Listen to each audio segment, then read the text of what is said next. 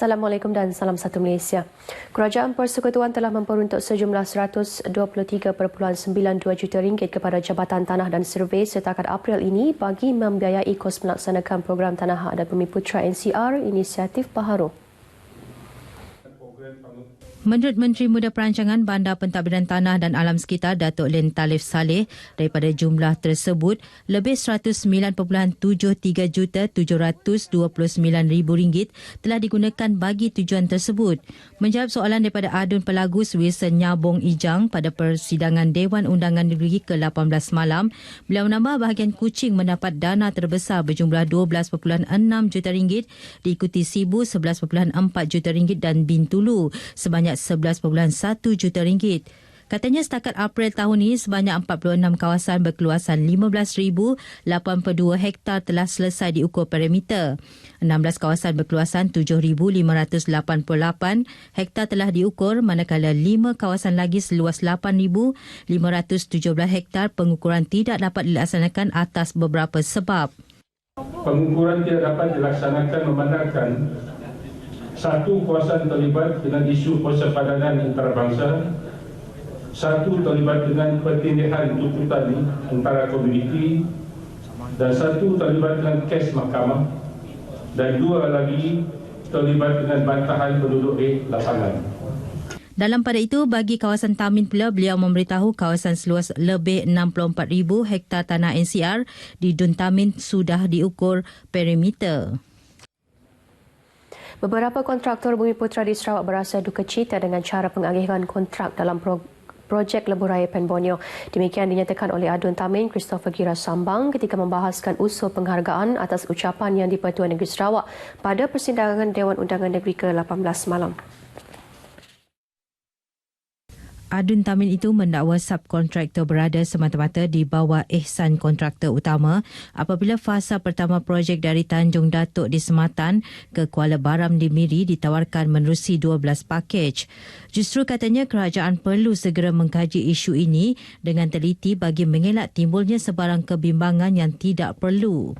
Tamanya sejak kerja pembinaan Lebuh Raya itu bermula pada pertengahan tahun lepas, banyak kemalangan maut berlaku di sepanjang Lebuh Raya Pen Borneo, terutamanya bagi laluan dari simpang lapangan terbang Sibu ke Pekan Arif Balingian. Sehubungan itu, beliau menggesa agensi berkaitan keselamatan jalan raya supaya meletak lebih banyak papan tanda amaran dan menjalankan kerja penyelenggaraan di permukaan jalan di Lebuh Raya itu. Kerajaan negeri digesa untuk menilai semula beberapa hukuman di bawah Ordinan Keluarga Islam 2001 yang melibatkan hukuman penjara kepada pesalahnya. Menurut Adun Jamoreng, Datuk Mursyid Diraja Dr. Juanda Jaya, terdapat 14 seksyen di bawah ordinan tersebut untuk dicadangkan dikenakan kaedah pembayaran kompaun sahaja dan tidak melibatkan hukuman penjara. Mengambil salah satu contoh kontroversi, beliau memberitahu antara yang termasuk di dalam ordinan tersebut adalah Seksyen 127 berkaitan poligami tanpa kebenaran mahkamah.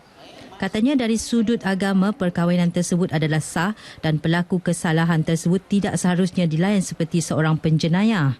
Bilanya masuk penjara, kalanya pegawai kerajaan, kena buang kerja. Ada kes di Semenanjung, hakim syar'i, ya, hakim sivil, ya, yang didapati poligami tanpa kebenaran, ya, kena penjara, ya, hilang sumber pendapatan dan akhirnya bukan kita menyelesaikan masalah, kita menambah masalah kepada ahli keluarga berkenaan, ya. Selain itu, katanya kesalahan mengabaikan isteri juga sepatutnya diberi kompaun kerana hukuman penjara tidak akan menyelesaikan masalah. Dalam pada itu, beliau yang merupakan bekas mufti negeri Perlis turut berharap kerajaan negeri dapat mengambil tindakan proaktif menghadkan terus umur minimum perkahwinan kepada 18 tahun. Jelasnya jika dihadkan minimum 18 tahun, sekurang-kurangnya pasangan tersebut mendapat pendidikan minimum di peringkat SPM agar dapat mencari pekerjaan apabila berkahwin. Itu bukan soal sah sah hukumnya nikah, tetapi obligation to the government, ya, to protect their own people interest.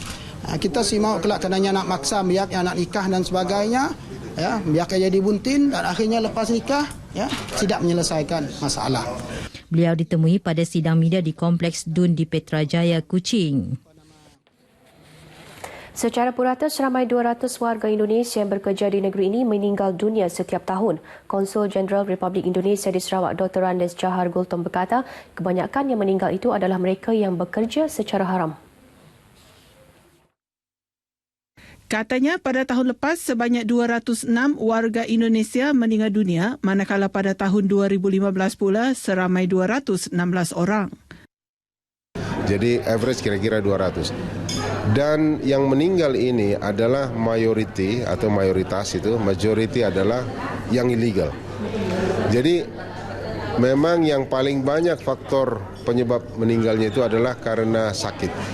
Selain itu, faktor penyumbang lain kematian ialah kemalangan di tempat kerja, kemalangan jalan raya, kematian disebabkan kes-kes jenayah dan di Baham Buaya. Justru beliau mengingatkan para pekerja supaya memaklumkan kepada pihak konsulat mengenai keberadaan mereka di negara ini, termasuk mereka yang masuk secara haram. Tegasnya, ini bagi memudahkan pihak konsulat mengurus proses penghantaran balik mayat ke tempat masing-masing jika berlaku kes kematian.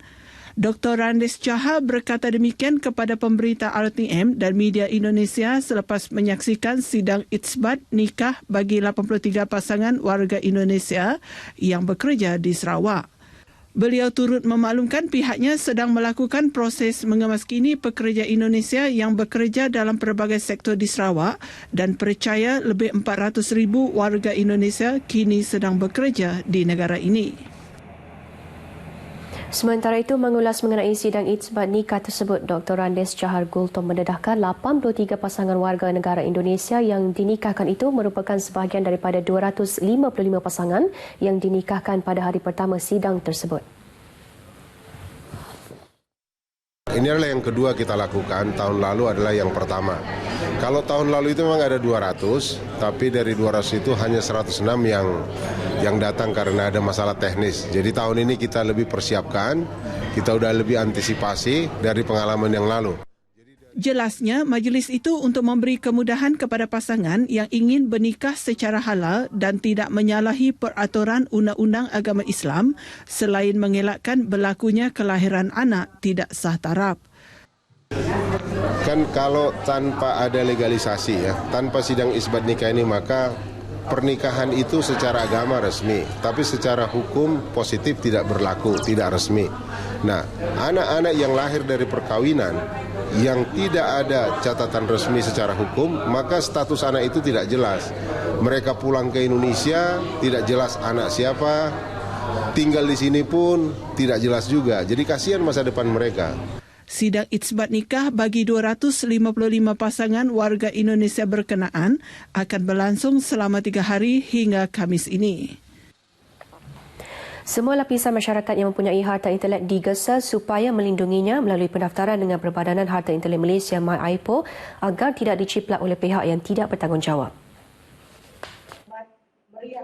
Ahli Parlimen Sibuti Ahmad Lai Bujang berkata pendaftaran harta intelek di negeri ini dilihat masih sangat rendah jika dibandingkan dengan luar negara dengan hanya kira-kira 1,000 pendaftaran. Kita mengharapkan inilah satu inisiatif yang begitu baik untuk anak-anak muda. Mereka cipta dan akan kita menggunakan AIPO supaya AIPO dapat mendaftarkan sebagai harta intelek di kawasan kita di Bandar Raya Miri. Beliau berkata demikian dalam sidang media sempena Majlis Perasmian Penutupan dan Penyampaian Hadiah Anugerah Harta Intelek Negara 2017 Zon Sarawak di Pustaka Negeri Sarawak Miri. Beliau yang juga anggota MyAIPO mendedahkan Sarawak mencatatkan penyertaan tertinggi di antara ke-66 zon yang bertanding di seluruh negara dengan merekodkan lebih 100 penyertaan. Pada anugerah itu, Sekolah Menengah Kebangsaan Ching Hua Sibu dinobatkan pemenang emas bagi kategori Pereka Cipta Muda Harta Intelek sekaligus membawa pulang wang tunai RM1,000, piala dan sijil penghargaan. Manakala pemenang emas bagi kategori Pereka Cipta Harta Intelek disandang oleh Politeknik Muka dengan tajuk Reka Cipta Welded Wired Mesh Bender. Pemenang emas bagi peringkat Zon Sarawak akan mewakili zon itu ke peringkat nasional yang akan diadakan pada 18 Julai depan di Kuala Lumpur. Profesyen guru kini antara kerjaya paling diminati di negara ini. Menteri di Jabatan Perdana Menteri Datuk Joseph Antulu Belaun berkata, ia terbukti apabila jumlah permohonan ke institut perguruan pada tahun lepas mencatatkan 80,000 permohonan.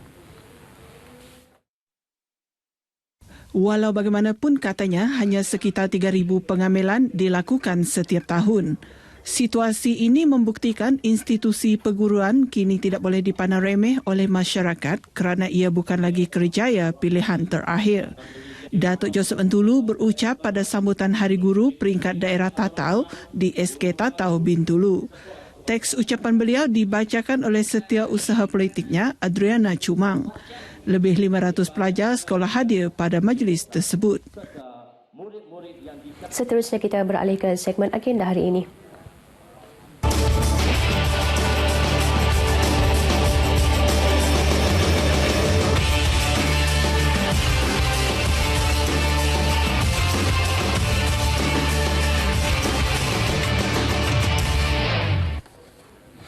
Antara liputan dalam agenda hari ini, persidangan pagi mesyuarat pertama penggal kedua Dewan Undangan Negeri ke-18 di Dewan Undangan Negeri Petrajaya Kuching pada pukul 9 pagi dan persidangan petang bermula pukul 2 petang.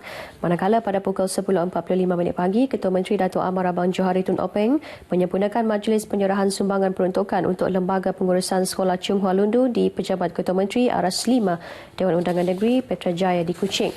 Sementara itu, Komandan Maktab Polis Diraja Malaysia, DCP Datuk Syamsiah Muhammad Sharif menyempurnakan majlis penutupan program Diploma Pasca Siswazah Pengurusan Awam Modul Ketenteraan Awam Polis 6 2016-2017 di Pulau Pol Jalan Puncak Borneo pada pukul 9.30 pagi. Dan akhir sekali, Menteri Pelancongan, Kesenian Kebudayaan, Belia dan Sukan Datuk Abdul Karim Rahman Hamzah menghadiri dialog TN50 di Universiti Teknologi Mara UiTM Samarahan pada pukul 7.15 malam. Baik saudara, demikian antara liputan acara dalam agenda hari ini dan untuk berita seterusnya kita kembali ke Angkasa Puri bersama Aisyah.